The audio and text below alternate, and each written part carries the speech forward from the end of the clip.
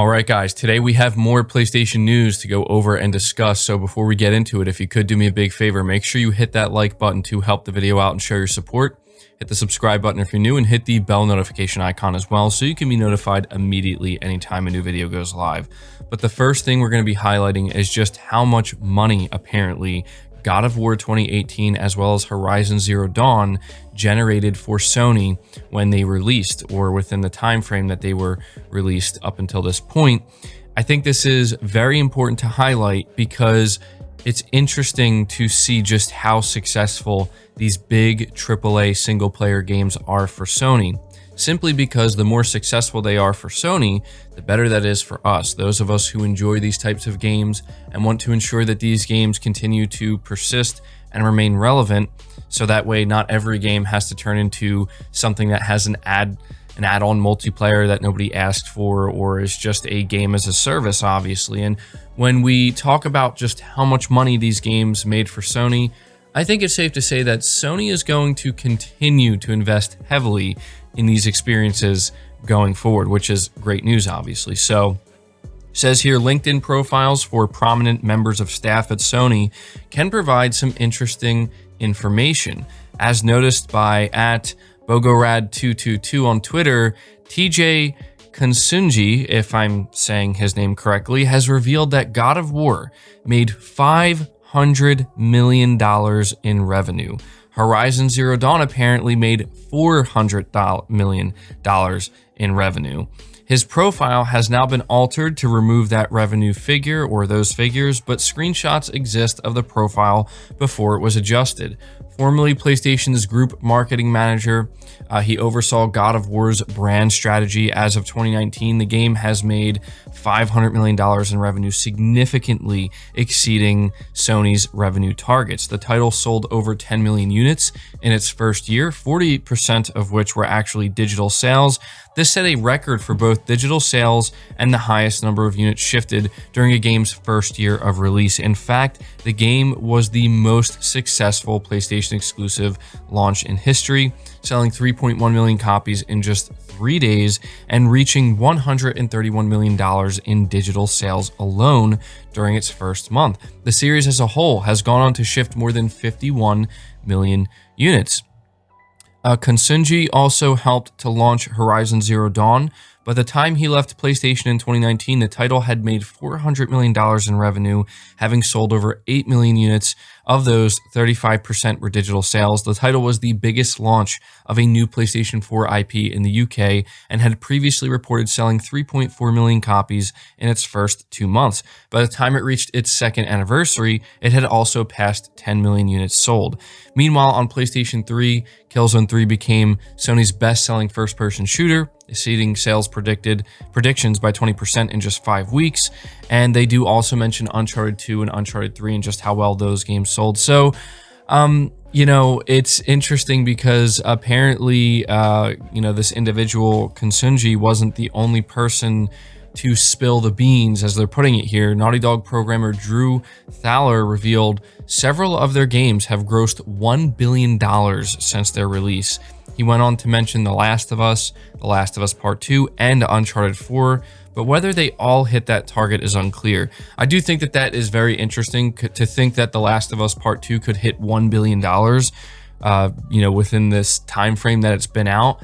That would be mind-boggling. I don't think that's the case. That seems a little bit too extreme. I feel like that's something Sony would certainly announce if it were to happen. But yeah, again, these are some insanely impressive numbers, and we have to understand that the games we're talking about right now, these are not big multiplayer titles where it's expected that every month it's going to get a flood of new content and it's a live service and there's a bunch of microtransactions and a bunch of cosmetics and all this stuff that people can buy to, inflate the overall revenue. These are massive, huge single-player AAA titles that are doing numbers like this. And Sony is out here proving that single-player games not only have a place within this industry, but have the ability to be some of the biggest powerhouses in terms of how much overall revenue you can generate from games. And that's so important because if this wasn't happening, if Sony wasn't making, copious amounts of money on these massive AAA games, they probably would not feel nearly as confident going into this generation with the PS5, investing even more money in their studios and these big single-player AAA games. But we are seeing this success. God of War making $500 million. That's $500 million. That's incredible. And I'm sure that they were not expecting that at all, right? Same thing with Horizon Zero Dawn. That's a brand new IP. And to think it made up to $400 million up until this point. What gets, where it starts to get crazy is you think about just how much money and how much revenue is generated from these single player games alone, just these two games. Both of these games sequels are meant to launch apparently in 2021. So yeah, that's absolutely crazy to think about, at least when it comes to not only just, from our perspective, where it's like the amount of content we're going to get, but when you think about how much money these games are going to generate for Sony, which is good.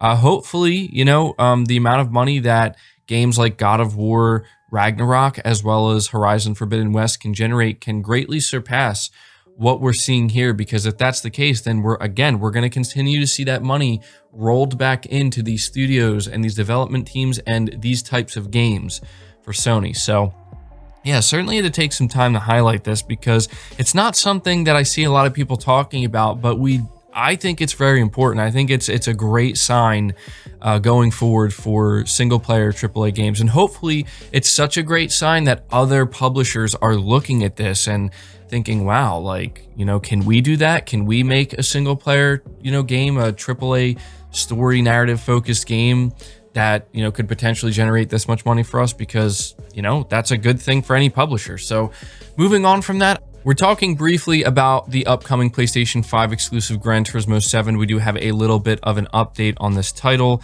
letting us know that we can expect some extreme levels of detail. It may also reveal a little bit more insight into how Sony handles PS5 only titles versus cross-gen titles. It seems possible that they do in fact leave it up to the developer to decide. It says here, Polyphony Digital head Honcho Kazunori Yamauchi has revealed that the team behind Gran Turismo 7 will make, quote, no concessions, unquote, when it comes to attention to detail for the upcoming PS5 exclusive racing simulator. Yamauchi-san was speaking to FIA Gran Turismo Championship 2020, where he revealed that applying an incredible amount of attention to various details is a trademark of the Polyphony Digital production style. And so this is exactly what he had to say. We always pursue the best at Polyphony Digital. We don't want to make concessions on anything. We want to deliver the best to everyone. And this is no longer just my thinking, but in the mindset of all 200 or so staff at our company.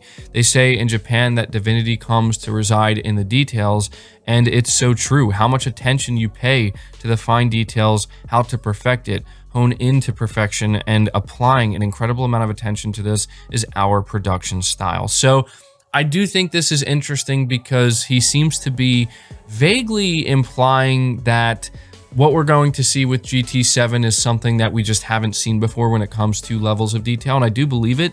Racing games in particular are known for their level of detail, and Polyphony Digital is, well respected and held in high regard in this case. And so this could very well be the reason why it's not releasing on PS4. Maybe they just want to see how far they can push the limits, graphically speaking, with GT7 on the PS5. And in doing that, maybe they just simply can't make it work on the PS4 without making some type of compromise on the PS5 version. We don't know for sure. He's not saying that directly, but I do think it's interesting nonetheless. So you would think a game like GT7, if it was up to Sony and Sony didn't leave it up to developers as to whether or not their games are going to be cross-gen, a game like GT7 would make a lot of sense to release on PS4 because it's a big title and it has the potential to sell a lot of units, and it's pretty, wide-reaching. I know some people don't realize this, but GT7 is one of the more popular games for PlayStation, and in the past, it has sold incredible amounts of copies. So yeah, I don't know. Very interesting stuff. I'm very excited to see just how good this game ends up looking.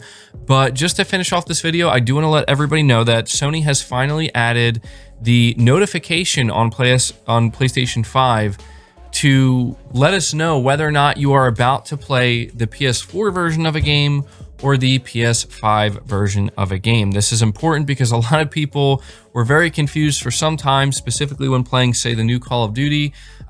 You have both the PS4 and the PS5 version installed, and you click on it, you assume that if you're playing it on PS5, it's just going to boot up the PS5 version, but it wouldn't. And so some people were left feeling confused. They're like, this doesn't really look that good. This doesn't look, like an upgrade of any sort. And it's because it wasn't. They were literally playing the PS4 Pro version of the game, and they had to kind of manually switch it over to whereas now, if you are about to play the PS4 version of the game on your PS5, a notification pops up that says confirm game version. You are about to play the PS4 version of this game. Do you want to switch to the PS5 version? And they give you two options: either play the PS4 version or switch to PS5 version. Now, this is a welcome change, of course, because there's still most likely people buying their PS5s or finally getting their hands on their PS5s and booting up some of these games that have both a PS4 and PS5 version, and they're currently sitting there playing the PS4 version and they don't even know it. And it's funny because they're probably like, oh my God, this looks so good. And it's like, but this isn't the PS5 version. Wait till you actually play the PS5 version. So this was a big complaint that a lot of people had. So I just wanted to let you guys know about that and let you know that it's something that will be there going forward. So a nice little quality of life improvement there. But that's going to do it for the video, guys. I hope you did enjoy it. I hope you did find it informative. Make sure you leave your thoughts down in the comments below. Again, leave it a like if you enjoyed it. Subscribe if you're new. Hit the bell notification icon and feel free to share this video out on top of all that. But until next time, guys, take care.